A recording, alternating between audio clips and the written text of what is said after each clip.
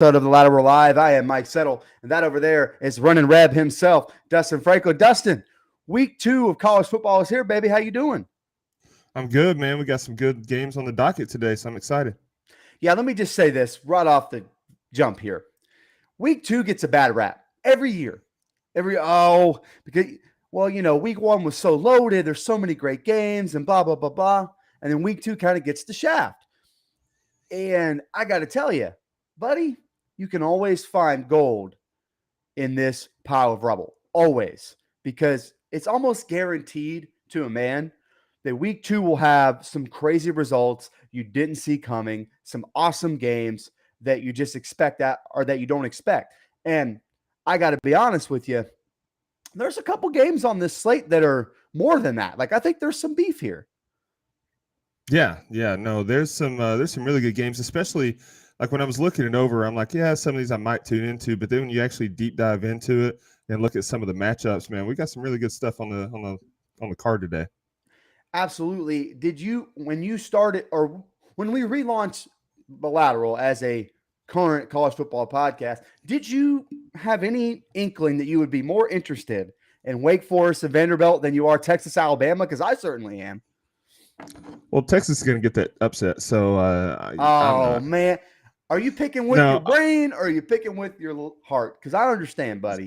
Yeah, no, I'm kidding, but no, you're right. That Vanderbilt game, that's an interesting matchup because, well, a couple reasons. Vanderbilt's been on a tear offensively, and Wake Forest is getting their stud quarterback back, so that's going to be a fun game. Yeah, that's a lot of gold and black on the field at the same time, though. Not gonna lie, man. That's a lot of same. Really quick, we would be remiss to not just briefly review last night.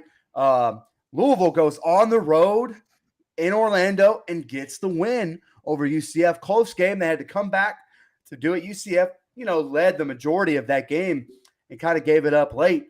There was the Louisville defense that really stepped up, which compared to last week was night and day when they got just absolutely drugged by Syracuse. So Louisville and Malik Cunningham gets the win. Although I don't think Malik Cunningham played well. He ended up being the X factor that scored the touchdown that played well is relative for him. Yeah, because we talked about last week how bad he looked, and this week, 14-29 for 201 yards isn't a great game by any stretch of the imagination, but he made things happen on the ground. 121 yards rushing and a touchdown on the ground. So I thought John Rice Plumlee was going to be the star of this show on the ground, but he only rushed for 83 yards on 17 carries, and he looked pretty bad through the air. Yeah. So, hats off to that Louisville defense. They really turned it around compared to what we saw week 1. Yeah, man, here's the thing. That the UCF offensive line could not block Louisville. They just couldn't do it. And as much, every time that UCF went back to pass, the only reason they got yards through the air was a holding call. UCF had 2 touchdowns in this game called back for holding. And that was really the only, they ended up making the difference because you see it and you're like, well, it's kind of one of those weird games, Dustin, where UCF looked better all night. Like they looked like the better football team, to be honest with you. And they didn't win. Yeah. And I think, I'll be honest, just from a Florida State fan's perspective here, I kind of like this result. This makes me less nervous about next Friday night. And let me tell you why. If Louisville goes on the road and loses that game close, their back's up against the wall, their coach is on the hot seat, and they host Florida State on a Friday night. Crowd is crazy there. For whatever reason, they hate Florida State. And that would have been an environment I wouldn't have been super pumped for my team going into. Now I'm not as worried. They got the win under their belt. Now it's a pretty, okay, let's just go play this game. It's a conference game. Let's just go play it. There's not as much pressure on Florida State now, I don't think, because now you're playing a team that went on the road and I think got a quality win. This is a game, Dustin, I think me and you counted for UCF to win in our preseason, if I'm not mistaken. Yep. And we both picked them on this week's episode of the Lateral. We sure did. Yeah. Way to prove us wrong, Satterfield. But no, I think there is actually still some pressure on Florida State, though. You debut a new helmet. Of course. Hey. and you know the uniform superstition, so. The icy whites are beautiful. Stop complaining. Those white helmets are chef's kiss, man. Those are beautiful. Yeah. The way that those accentuate that garnet trim, regal. Just beautiful. Man, I'm so glad I pulled for a team that has a beautiful color scheme, because if I didn't, it'd be a sad day. Speaking of a team with a bad color scheme, how about Boise getting the win last night? That blue and orange is hideous, but yeah, I know it is. Andy Avalos, I told you he was going to trick me into believing again, and he did it. 31. How about this though? He didn't trick me. when we predicted this game, I said Boise would get the win 34-17. It was 31-14. I gave each team an extra field goal. So hey, close. I was close. Hey, I got the spread right. I'm gonna tell you this. I still think Boise a little shaky. Yeah. Helani's got to be better. Helani, right. Bachmeier did what Bachmeier should do last night. Nothing special, 170 yards, but he threw for 3 touchdowns. Helani just simply has to be better on the ground. He only averaged 3.5 yards per carry. And he let Ashton Jeanty, true freshman, come in and be the star of the show, average 6 yards a carry on 12 carries. Well, I think it's important to note my takeaway from watching Boise through 2 games now is that they're just okay. They're an okay Mountain West football team. We're used to them being these giant beaters, this team that can go in and hang with schools like Georgia and Oklahoma and Arizona and schools like that. Buddy, that's just not what they are right now. They lost to Oregon State last week. Oregon State's just a better football team from top to bottom. We're going to talk about Oregon State here today. But man, I watched a little bit of that game. I love New Mexico's cherry red helmet. It was also beautiful, but they may have looked good. They certainly didn't play very good. I know that's not correct English, but you get the point.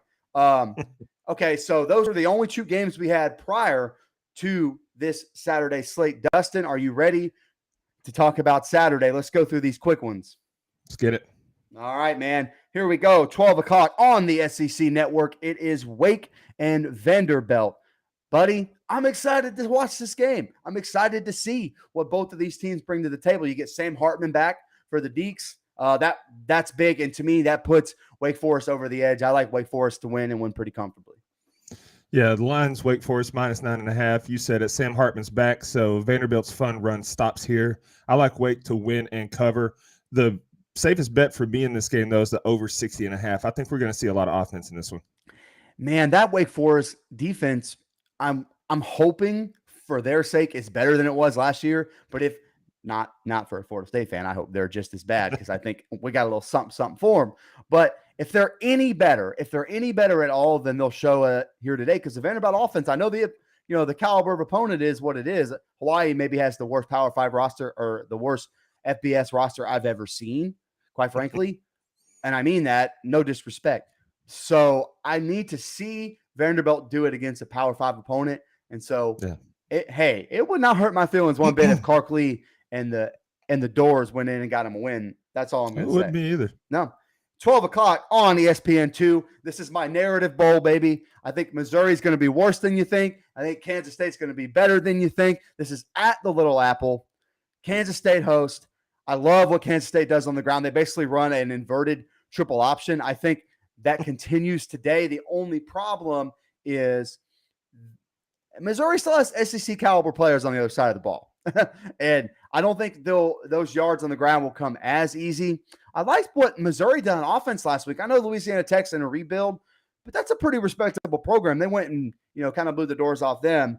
I like Kansas State to win at home. I like what Taylor Martinez does in that system. He wasn't great in Nebraska. I think they were asking him to throw a little too much. I think here he's still got in the double digits in passing yards on the season through one game. I think that changes today. They hit a couple big pass plays down the field. I think it makes a difference. Give me the Wildcats at home. Yeah, Kansas State is 7.5-point favorites. But here's the thing. Deuce Vaughn is going to get his. Oh, absolutely. But Adrian Martinez is going to be his inconsistent self. The same Adrian Martinez that we've seen for years and years and years. Seems like he's been in college since I graduated high school. But I think Missouri's offense is just going to be too much. I think Missouri's going to get the upset. I'm picking Missouri outright. SEC homer. Look at this guy. SEC homer, please. All right, let's go to the Nerd Bowl, baby. Duke Northwestern on FS1 at noon. I don't know about this game because Duke looks pretty good. And Northwestern got a win over Nebraska. I don't know how good Nebraska is after watching them play North Dakota last week. A little bit of a sleepy hangover game. I think they'll be okay. This was tough because I don't expect that Northwestern offense to repeat what it did against Nebraska, just kind of throwing the ball over the place, looking like a brand new man. I like what Mike Elko has brought to the Duke defense. They're fundamentally sound. I still got Northwestern, just the experience that comes back. This is first year for new head coach Mike Elko. I'm going to take the Wildcats and Pat Fitzgerald. Yeah, you called it the Nerd Bowl. It's actually, we've got 2 Nerd Bowls because that Wake Forest and Vanderbilt's also a Nerd Bowl. But this game, Duke Northwestern's 10-point favorites. Ryan Helinski and Riley Leonard both look great in week 1. But I don't think Duke has the horses to stay in this one past the third quarter. Right. So I think Northwestern's going to pull away in the fourth and win by 2 touchdowns. 12 o'clock, ESPNU, North Carolina goes on the road. Stop doing this. Stop it. We just talked about this. If you're an ACC team, you do not have to go on the road and play at a group of 5 opponent. Stop doing that. Dang it, man. Especially 2 weeks in a row. What are you One I get because it's in-state. You want to keep you want to keep it kind of friendly there. Okay. Georgia State, man, no. I don't think Chapel Hill is anywhere near Atlanta, Georgia. The old Turner Field will host this game, which is still a cool thing that they renovated it to a football stadium. It's a really cool venue. I hope the Georgia State gets really good at football because I think it would be really cool at some point. Okay. I watched Georgia State play South Carolina last week. They looked good for a quarter and a half, and then they didn't. They weren't able to move the ball on the ground. The problem is North Carolina's defense is the worst in Power 5. I don't think there's any doubt about that. They don't that secondary just doesn't look like they're coached very well. But again, this Georgia State passing offense is but I think Drake May goes off again. I don't think that Georgia State has any answers for that North Carolina offense, so give me the heels. Yeah, UNC minus 7.5 is the line, but here's the bet. Take the over. Yeah, I don't care that it's 66 points. I said it. In North Carolina games this season, you take the over until proven otherwise. North Carolina might hang 60 on them by themselves. That offense is stout.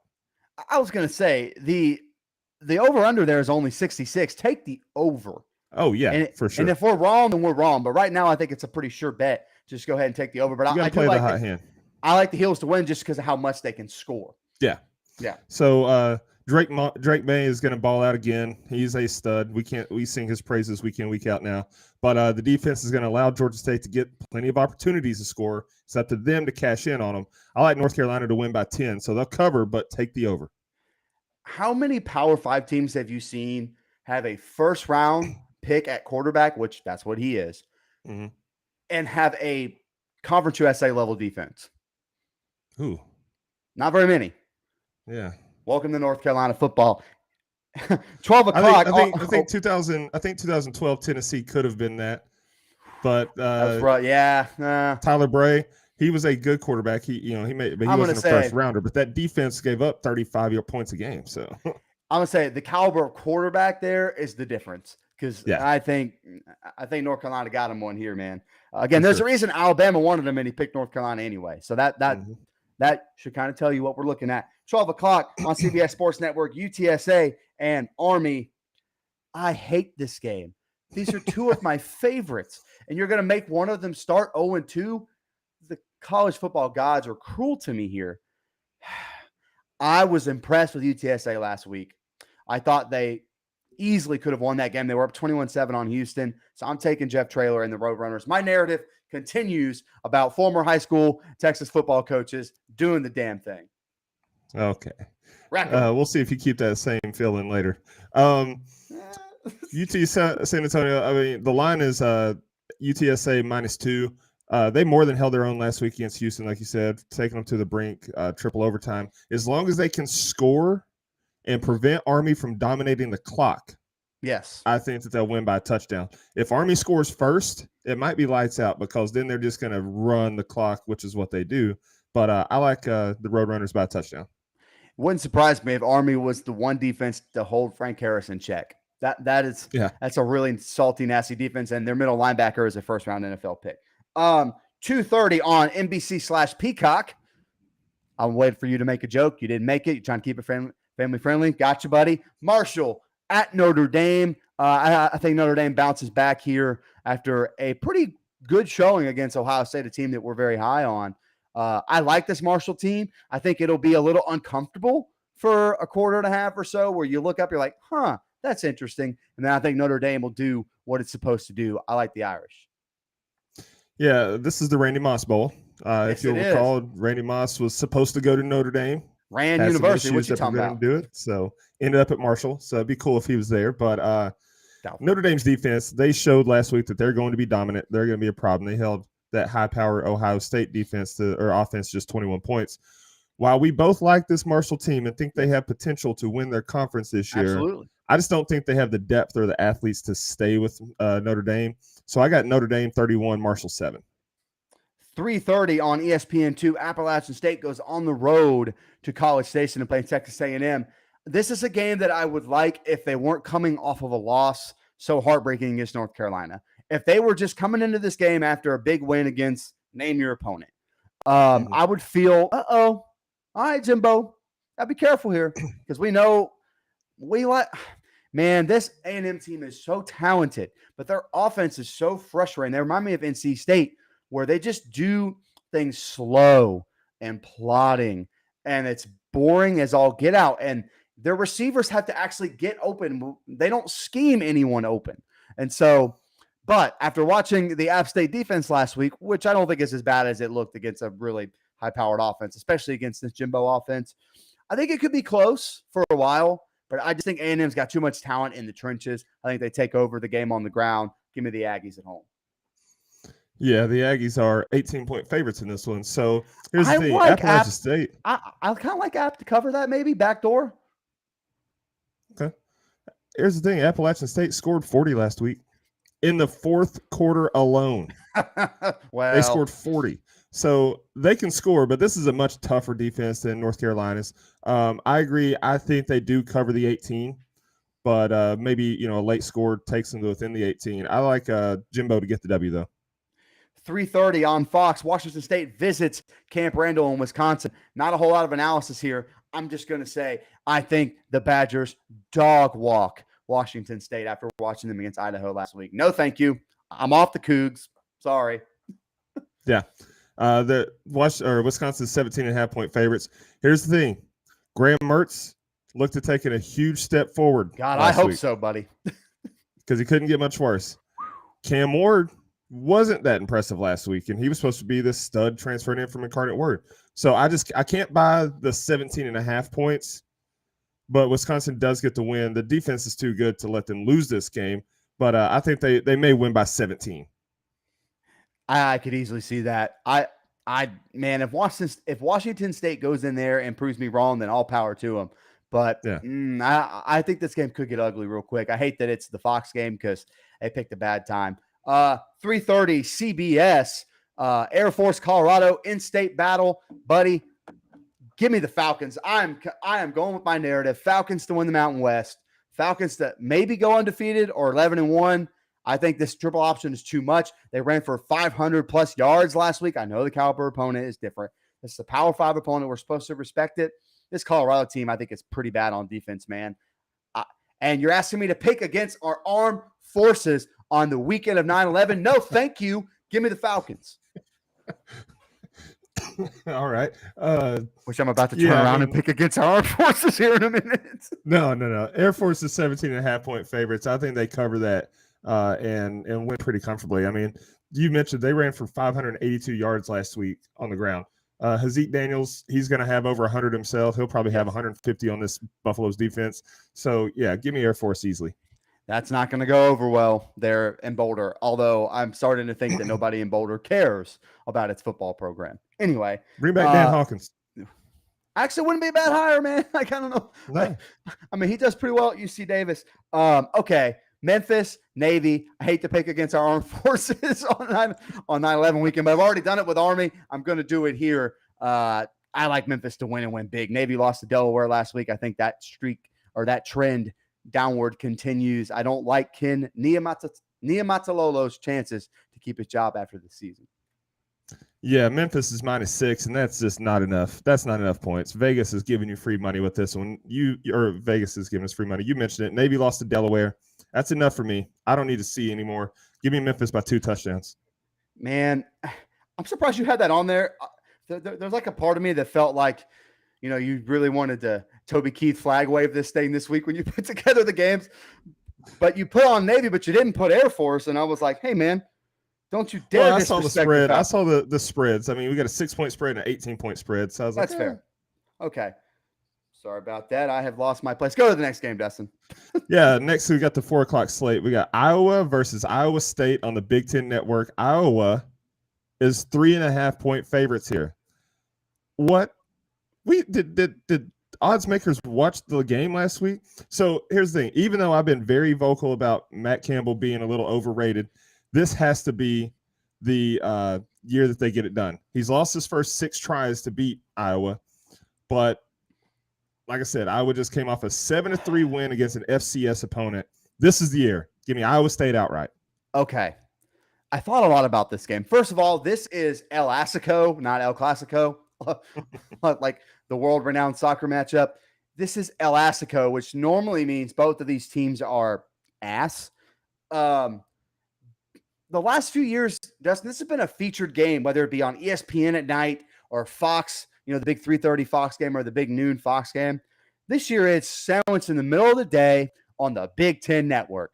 Why? Because Iowa State lost all of its good players last year, and Iowa looks like trash on offense. Spencer Petras looked really bad last week. Here's my thing. As bad as Iowa's offense is, and I got to tell you, I lost a year off my life watching some of that game last week against South Dakota State. They got 7 the baseball way, buddy. That's not good.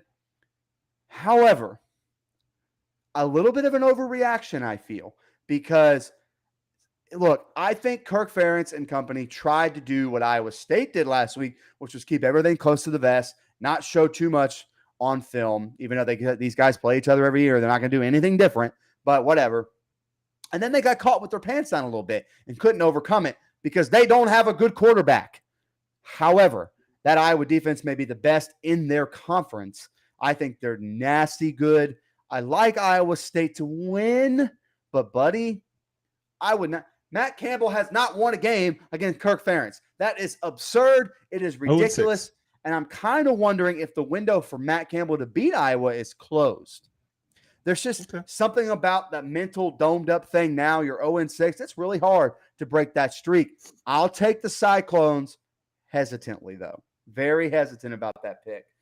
Virginia, Illinois, 4 o'clock, ESPNU. Ugly uniform game here. Sorry, no disrespect. That's a lot of just weird orange and blues. And not that I mind orange and blue together in their form, but like their uniforms are almost the exact same in certain ways. I'm like, and if you throw Syracuse in there, we're really a party. But Illinois let me down last week. They're going to make me lose money in my real life, and I'm not happy about it. But I blame the refs. The refs screwed the Fighting Illini against the Hoosiers last week. That's all I'm saying. Sure it wasn't the 4 turnovers? Yeah, probably 4 turnovers. Look, I like where Illinois is headed under Brett Bielema. I just don't think they've got the horses on defense to shut down this Virginia offense. Give me the Hoos. Okay. Illinois 5-point favorites. I know. They made me mad last week. I'm not picking them. That's fair. Turnovers killed them last week against Indiana. I think they take better care of the ball this week. I like Illinois to win by a touchdown. I think first-year head coach versus a second-year head coach makes a difference in this one. That's fair. USC, Stanford, 7:30. This is one of those, God, wouldn't it be hilarious? Wouldn't it be funny? This is, buddy, I'll say this. I know, fight on, and I'm picking USC. However, I know they scored 60-something points last week. Dustin, 3 of those touchdowns were pick sixes on defense. So that's 21 points that came from the other side of the ball. I'll say this. I think USC wins. I think they can pull away comfortably. But I would not be shocked if Stanford played keep away, bully ball, melted the clock. This game may be low scoring because of that, or lower scoring because of that. Don't get caught sleeping against the David Shaw team. And you know I don't like the Stanford team. I think I picked them to win 2 games in the offseason. Yeah. But there's just that weird gut feeling that, like, we're going to look up in the third quarter and it's going to be 9-point game, 7-point game. You're like, what is going on here? And then USC pulls away comfortably. Yeah, USC's 9-point favorites. I think that number's too low. But they looked great last week. 66-14 win over Rice. I got a feeling I was right about this USC team. I picked them to go 10-2. Give me USC big, much bigger than 9. Okay. I think they'll cover that 9 late. I don't think they'll cover that 9 early. That's just my opinion. Arizona State, Oklahoma State, 7:30 ESPN2. Not a whole lot of analysis. I'm not picking a Herm Edwards coach team in any game this year. You play to win the game, except you won't win the game because you're playing Mike Gundy and the boys. Give me Oklahoma State. I know how the defense looked against Central Michigan in the latter half of the game last week. I think that was just foot off the gas, playing with your food situation because you were already up by like almost 40 points. Kind of let them sneak back in the game. I like the Pokes. Yeah, Oklahoma State's 11-point favorites. Here's the thing. Arizona State is better than a lot of people gave them credit for in the offseason, my co-host included. This team is going to be pretty good. But not even the best team in their own state. I think Oklahoma State's offense is going to be too much, though. I don't think it'll be a very comfortable win. So I think the Sun Devils cover, but the Cowboys win. Georgia Southern, Nebraska on FS1. This is every game is an anxiety bowl for the Cornhuskers. I think this is a pretty bad Georgia Southern team as Clay Helton rebuilds there and kind of gets the talent in there or the kind of players he wants to run the offense they have. But I have not been impressed by a single thing that Nebraska has done all season long. So I think this game will be closer than you think. I think it'll be uncomfortable for Nebraska fans. I'm picking Nebraska, but I think it's close. So Nebraska's 22-point favorites in this game. I don't like that number. I'm supposed to believe that Nebraska can beat anyone by 22. You give me Nebraska, UConn, Nebraska, UMass, and I'm still not picking minus 22. UConn's a well-coached football team. We've seen them now. Come on. I'll do you one better. I'll take Clay Helton's team. Outright. Hey, I'm pulling for it. Shout out to my man, Rasheed Miller, a kid I used to coach, offensive lineman there. Shout out to Rasheed. Go get the win, man. Come on. Listen, their passing game looks good so far. It does. And Nebraska turns the ball over too much. And the X factor is they're coached by Scott Frost. Upset alert. Give me Georgia Southern. Poor Casey Thompson just walked into a bad situation. He's a much better quarterback than that. Frustrating. I'm not really sure why you put this game on here. I guess because you want to make people suffer or you like the number. 8 o'clock like the number. On the ACC network, Boston College, Virginia Tech. These two teams stink, buddy. That Boston College offensive line is maybe the worst in Power 5. As a Florida State fan, I can feel comfortable saying that because we've had one of those in recent years. Several years recently. The Virginia Tech defense still isn't like terrible. Who's going to score? What's the score going to be, Dustin? I just have a hard time picking this game. I'll take the Hokies because I'm pulling for Brent Pry, but I don't like it. Yeah, this game can go one of two ways for the Hokies. They can either bounce back pissed off after that loss to Old Dominion, or they can show us who they really are and that they stink. So, unfortunately for Boston College, I think it's the latter. I think they bounce back and they get the win. Virginia Tech's favored by 3. I think they win by 10. And you say who's going to score? I'll do you one. 17-7. Ugly. I'll tell you this. I know Boston College lost to Rutgers last week. I think that Rutgers team may be a little better than people think. So yeah. I'm curious to see. This will be the tell for me at Boston College. Just an average ACC football team, and Rutgers is pretty good. Or if everyone's bad. All of you.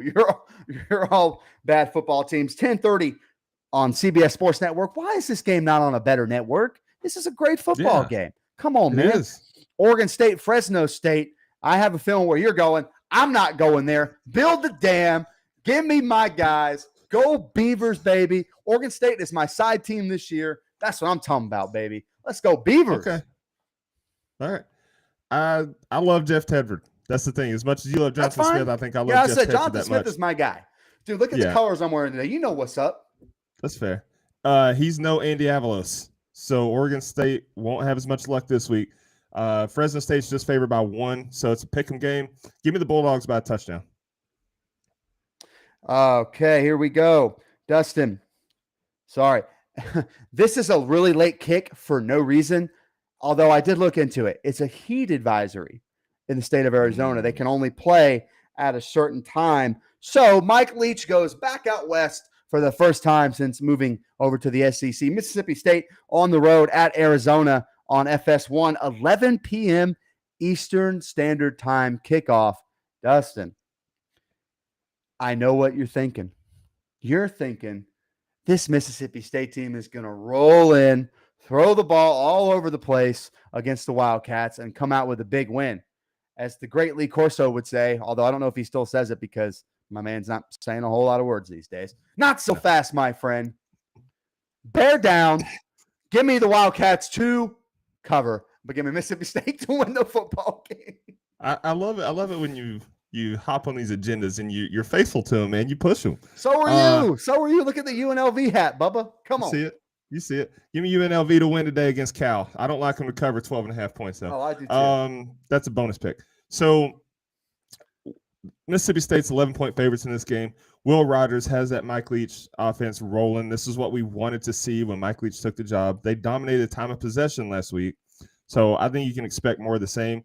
Last week, they almost hit the over by themselves. They scored 49, and the over was 55. So the over is going to be the play again in this one. It's 59.5. Yeah, give me that over. And I like the Bulldogs to – huh? I also like the over there, yes. Yeah, and I like the Bulldogs to cover the 11-point spread. All right, Dustin, those were supposed to be the quick hitters, but you know how we get on the show, baby. That's just the way it goes. All right, so these are the games we're going to go a little bit more in-depth. And like I said on the top of the show, I never thought I'd be more interested in Wake Forest and Vanderbilt than Alabama, Texas, but here we are. But we have to talk about it. We have to push your Texas narrative that it's going to be close, blah, blah, blah, blah, blah. Okay, here we go. 12 o'clock, Fox, big noon kickoff. Alabama goes on the road at Texas. That's not the craziest environment in the world, so I've heard. But I think DKR will be rocking. It'll be really juiced for this game, even though it's an early kickoff. I'm going to go to you first. Who wins? How close is it? I have my thoughts, but I think we may differ. Okay. Bama minus 20 is the line. Look, the Tide rolled last week, pun intended, 55-0 over a team that won 11 games last year. Granted, it was Utah State, and they've got a completely different team and a completely different staff from last year, but it was impressive nonetheless, 55-0. Bryce Young looks like he didn't miss a beat. Jahmyr Gibbs coming over from Georgia Tech, who we both said should be in the Heisman conversation at the end of the year. He averaged 10.3 yards per carry on 9 carries. I do still love this Texas team, and I still think they get to 10 wins this season, but it's a tough matchup for anyone. Quinn Ewers, Bijan Robinson, and Xavier Worthy, that's as good of a trio as you can find in college football at quarterback, running back, receiver. But this game is going to be one in the trenches, and I don't think Texas has the O-line to block Bama, and I don't think they have the D-line to get in the backfield against Bama. So to stop Young or Henry Gibbs. While I love Quinn Ewers, he's still finding himself as a starting quarterback for Texas, so I don't give them much of a chance to shock the world. Now, that being said, 20 points is a lot. Bama is my pick for the national champs, but I like Texas to cover. I'll go 41-24 Bama. Okay, so there's just a small part of me that wants this game to be close, that wants this game to be chaos just because I like watching good football and not bad, boring football. Nick Saban, who was undefeated against his assistants forever, has now lost 2 out of the last 3 against his former assistants. I don't think that continues here today, though. Listen, I just don't think Texas has the horses. Like you said, you mentioned the offensive line. That Alabama defensive line is underrated, which is saying something. But it also has one of the best players in all of football on it. I just don't think Texas will be able to get the ground game going with Bijan Robinson. He's a great player, great talented player. That the man has his own mustard, for God's sakes. I just don't see it because Quinn Ewers, while he looked okay last week against Louisiana Monroe, still young, still finding his footing, had some overthrows, had some underthrows. So the timing aspect of what they do isn't quite there yet. I think it'll be there by season's end, but this is a completely different animal. If Texas hangs in this game, for a long stretch, it's because Alabama comes out and sputters around. I don't see that from this Bama team, though. I think they're on a mission. This is focus. This is what I like to call zombie Alabama. And it's when you beat them in a playoff or beat them in a title game. The following year, they come back pissed off.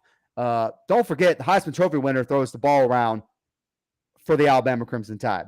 I think their offense gets going on the ground and through the air. I like Alabama to win and cover. I think Alabama wins comfortably. I don't really think it's ever in question. There's a part of me that wants to be wrong just because I want an entertaining football game to watch. Yeah, sure. I get that. Same time slot, ESPN, South Carolina. I said much better game. South Carolina, Arkansas. Both of these teams did enough to impress me and not impress me last week. It's kind of a weird matchup where I was really high on both going into the season, and now I don't know. This game won't give me any more clarity because I think they're kind of the same thing. The Arkansas defense stepped up in a big way a few times last week, although I'm not so sure that Cincinnati offense is like this world beater, explosive. They need a quarterback. I thought Bryant played well at the end of the game, but he didn't play well for a long stretch. I love what this Arkansas offense does, though, man. I love KJ Jefferson. I love the way they move the ball on the ground and through the air. I like the way that Kendall Briles calls football games. My biggest concern here is Spencer Rattler. What Spencer Rattler are we getting? Are we getting the one that makes really good throws and tight windows and where you go, wow, look at this guy. Look at his arm talent. I can see that, but I like Arkansas to win this football game. I think they're a better football team from top to bottom. I think South Carolina is building. I think everyone was kind of early to crown them as this like sleeper, this dark horse. I just think Arkansas is further along in their build. And so give me Woo Pig Suey to win the game. All right. Yeah. Arkansas is 9-point favorites in this one. They faced a very worthy opponent last week when Cincinnati came to town, and they came out unscathed. They also picked up where they left off last season by rushing for 224 yards as a team. KJ Jefferson looked good. And on the flip side, Spencer Rattler for South Carolina did not look good. He threw 2 interceptions, had a QBR under 29. He has to play better. Not if they want to win this game. If South Carolina wants to win a bowl or go to a bowl game, it hinges on Spencer Rattler, in my opinion. Gamecock defense looked good, but they're not good enough to carry the team all season. The difference in this game is that Arkansas has the better offensive line and defensive line. Absolutely. And I think that's going to be too much for the Cox to overcome. So I like Arkansas by 2 scores. Yeah, you snuck it in there. I knew you would eventually. 3:30 ABC, big time game here. ACC versus SEC, although Pitt being ACC still weird. Yes. Tennessee goes on the road to Pittsburgh. This is coming off of a big game last week where Pitt hosted their rival West Virginia, but there is no sleepover time. They don't have time to be sleepy and hungover off of that big late win against the rival. They've got a really good Tennessee offense coming into play. Look, I don't know what to make of Tennessee's defense yet because of caliber of opponent. I still think there's a lot of work to do on that side of the ball, but I like their ability to create turnover. Some of that's luck. Some of that's flying around and switching up schemes and switching up where people are on the field. So they're going to throw a lot of different looks at Pitt, I think. I hate what Narduzzi has done to this Pitt offense. He's slowed it down. He's made it more predictable. I don't understand. However, pause, as you would say. Keaton Slovis looked really good now that he's remembered how to throw the football again. I think this Tennessee defense can be got, but I think this Tennessee offense with Hendon Hooker is going to score a lot of points. I like this game to be more pointsy than people think. This is a tough one to pick, Dustin, because I'm really high on the Pitt defense and I'm really high on the Tennessee offense. And so those two going back and forth all day, I think will be a really fun matchup. Give me Tennessee to get revenge for last year on the road. A big win for Josh Heupel and the Vols. I like Hendon Hooker and the boys to go into Pitt and get a win. Be careful for that defensive line, though. They're mean. Yeah, Tennessee 6.5-point favorites in today's game. Now, they should have won the game last year in Knoxville. If Hendon Hooker was playing, if he was the starting quarterback, they would have, but it was Joe Milton, and we can't play the what-if game. This offense is as advertised. They exploded for 59 points last week against Ball State. Even though Cedric Tillman's school record of 7 straight games with a touchdown was broken, he still had a nice game receiving. As did Jabari Small and Jalen Wright. They had nice games on the ground. The bad news for Tennessee is that the defense didn't get much pressure against Ball State, and their secondary is suspect, and Pitt has a high-powered passing attack. But the Vols will be fine against the run, but they got to get more pressure in the backfield. They got to make Slovis uncomfortable and play better in coverage. Now, I don't think Pitt will be able to keep up with Tennessee's scoring. Right. However, no matter how good no matter how good Keaton Slovis looked against West Virginia, I like Tennessee. I had 2 locks going into this week. 2 that I'm like, okay, I love these spreads. Tennessee -6.5 is one of them.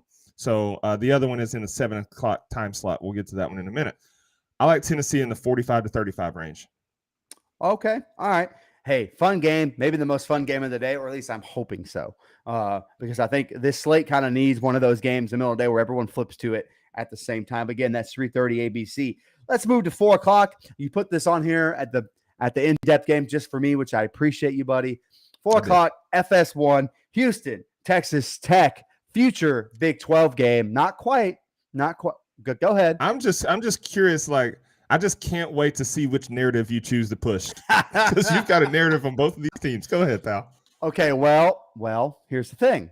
My Houston narrative for going undefeated is still alive by the hair on my chinny chin here after getting a triple overtime win on the road last week. That's a good UTSA football team. However, that did give me cause to pause just a smidge, because I expected that Houston offense to be a little more high-powered, a little bit more flying around, and they weren't, although I love what Clayton Tune brings to the table at quarterback. Here's the thing. I've decided to push my Texas Tech narrative this week, baby. You know how I feel about the Red Raiders. Give me Texas Tech to win. Wreck them, guns up, whatever their thing is. I don't remember. Pow, pow. Throw the Tostitos. Let's go. Hey, what I'll say, I think this is a great, fun football game for a lot of people. Man, here, first of all, this is about to be a Big 12 conference game. So let's point that out. If Houston goes in and win, okay, I think that's expected. But don't forget, Dustin, last year, people thought Houston was going to win this game too, and they did not. They lost by a lot. Give me Joe McGuire and the boys. Give me Texas Tech to win. I'm pushing my narrative. And this was not one I had them winning in the preseason, by the way. Nope. Yeah, clearly, because you picked Houston 12-0. That's what I'm saying. Texas Tech's actually favored in this game by 3 points. That's right. Houston did win a nail biter last week, but they put themselves in that position. 11 penalties. 11 penalties was too. That's a lot to ask the team to overcome. San Antonio actually outgained them in total yards, 441 to 346. Clayton Tune looked good last week, but he'll have to take it up a notch. This game could, by all accounts, be a shootout. Frank Harris lit up that Cougars defense, and this week Donovan Smith should do the same, because he looked great when he came in last week. 14-16 with 4 touchdowns against Murray State. Granted, it was Murray State, but he looked great. I know you're high on this Texas Tech team, but I just don't think they can get it done. I don't think Houston's going to run away with it, but I do like them to get the upset and win straight up.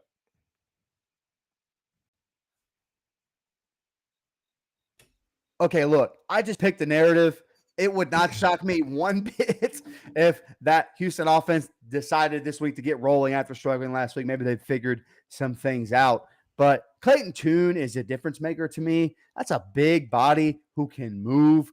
My only concern about picking Texas Tech is the defense and the ability to kind of get after him. But game's going to be rocking, man. It's going to be a fun atmosphere. These two programs, for whatever reason, have decided to become rivals, and I am here for it as we move into this almost being a conference game. All right, let's move on. Speaking of conference games, you like that professional transition. 7 o'clock, ESPN. Kentucky goes on the road to the Swamp at Florida. I'm not sure that I have a whole lot of in-depth analysis here, and let me tell you why. Because I think Florida wins this game comfortably. not even just off of what I saw last week, Dustin, from Florida, what I saw last week from Kentucky. And I know they were trying to keep it close to the vest against Miami of Ohio, but that Miami of Ohio defense lost 4 players off of it to the NFL. Like, those guys are legit either in NFL camps or already on the 53-man roster. When this last week when that game happened, I was not impressed. And I know everyone's high on Will Levis. We were a little hesitant on this show, at least from what I remember, to kind of go all in on him. A little inconsistent, inaccurate. He's got a big arm. I think people want every big, tall quarterback to be the next Josh Allen. I don't see that in Will Levis. I really, really don't. And I know you don't like him because he drinks mayonnaise in his coffee. I got to be honest. As much as I like mayonnaise, ain't nobody putting mayonnaise in my damn coffee. That's ridiculous. He doesn't. He deserves to have his scholarship revoked, to be honest with you. Okay. But I think what happens in this game, Dustin, is the Gators just have a freakazoid at quarterback. And I don't know what Kentucky can do to slow down and stop that off or that Gator offense. Now, that being said, Mark Stoops will have something for them on the defensive side of the football. I'm just struggling to see a way where Kentucky consistently moves the ball against this Gator defense that I don't think is great. I think there's some holes there. And I think against a better offense when they play Tennessee here in a few weeks, we're going to be looking at that defense a little bit more side-eyed. But in this game, with this matchup at home, humid, night game, been raining in Florida for a lot of the week, give me the Gators to win, Anthony Richardson to continue a potential Heisman season. Yeah, Florida -5 is what the last line I saw was. It was 4.5 earlier in the week. I think mentioned that Tennessee. That. Yeah, I think that I said that Tennessee 6.5 was my one lock. This is my second lock. Florida -5. Florida just upset the number 7 team in the country and shot up the polls number 12. Thanks in large part to number 15, their stud, Anthony Richardson at quarterback. He and the rest of that Florida offense averaged 7 yards per carry against Utah. And I just don't see Kentucky being able to stop that Gators offense. Don't get me wrong, their defense is good, particularly the linebackers, and they held a good Miami of Ohio offense to just 13 points. Yeah. But I just don't see it happening. Kentucky also has a good quarterback in Will Levis, but is he better than Cam Rising? I don't think so. I'm not so sure. No. And Cam Rising didn't play well either. I was going to say, and Florida contained him last week, had no problem doing so. Kentucky also being without their stud running back, Chris Rodriguez, and the game being at the Swamp at night again, it's going to be rocking. I just don't see Kentucky keeping the game interesting. I've got Florida 31-14. The only way this game stays interesting is if the Kentucky defense decided to go really vanilla last week and then they throw a bunch of stuff that they're not expecting. I just don't see it. Now, we've seen this before. There's been this game and the Florida-Tennessee game are the two that I always get it wrong on the year. Like, I always pick the wrong team. Like, the few times that Tennessee has beaten Florida, those are the years I pick Florida to win comfortably, and then vice versa. Same here. Look, Kentucky's won not the last few, but 2 out of the last 3, if I'm not mistaken, with a really high-powered, explosive Florida offense on the other side. So I do think the Kentucky defense will show up. I think they'll play pretty well for most of the game, but there's just no path to me where Kentucky can score enough points and keep Anthony Richardson out of the end zone. I just don't see it. Yeah, I agree. Late kickoff, Provo, Utah, 10:15, ESPN. This comes on right after the Florida Kentucky game. To me, this is the game of the week.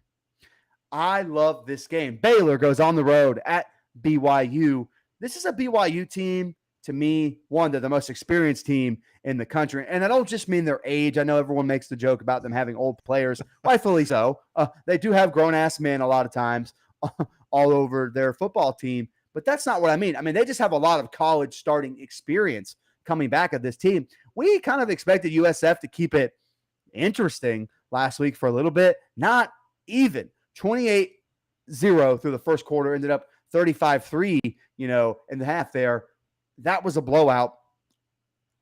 On the flip side, I think I like Baylor more than you. I have Baylor winning the Big 12 in our preseason predictions episode. I love the Baylor defense. There's a part of me that knows I'm buying a little bit too into the hype off of last when they won the Big 12.